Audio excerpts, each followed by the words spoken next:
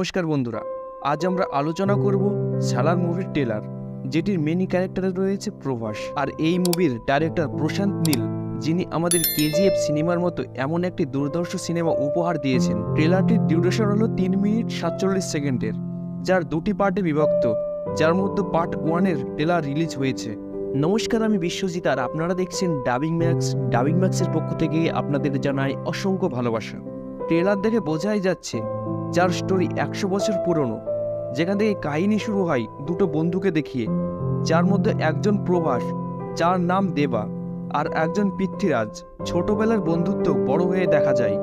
তারা দুজনে আলাদা হয়, যেখানে প্রভাস পৃথ্বীরাজকে বলে, আমি তোর কারণে শিকার করতেও পারি, আবার নিজেও শিকার হতে রাজি, তাই তোর যখন প্রয়োজন তুই আমায় ডাকবি।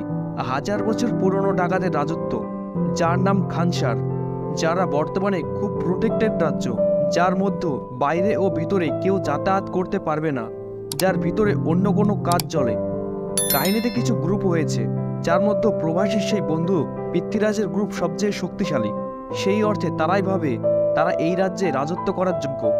পৃথ্বীরাজের বাবা রাজা চাই পৃথ্বীরাজ এই রাজ্য শাসন করুক, যেটিতে অন্যান্য গ্রুপের মতো এক হয় না। তাতে তারা পৃথ্বীরাজকে মারতে চায়, যার জন্য বাইরে থেকে অনেক গুন্ডাও নিয়ে আসে। তখন আমাদের হিরো প্রভাস আসে, যে সবাইকে মারেও পৃথ্বীরাজকে বাঁচায়। আমরা দেবা অর্থাৎ প্রভাসের এক বিশাল কামব্যাক দেখি, যেখানে এক একটি বিরাট ফাইট সিন দেখা যায়।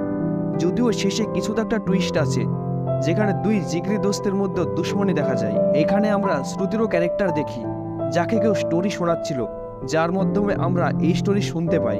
সিনেমাটি আশা করি ভালো হবে। ট্রেলার দেখে আমার মতামত প্রকাশ করলাম, আশা করি আপনাদেরও ভালো লাগবে।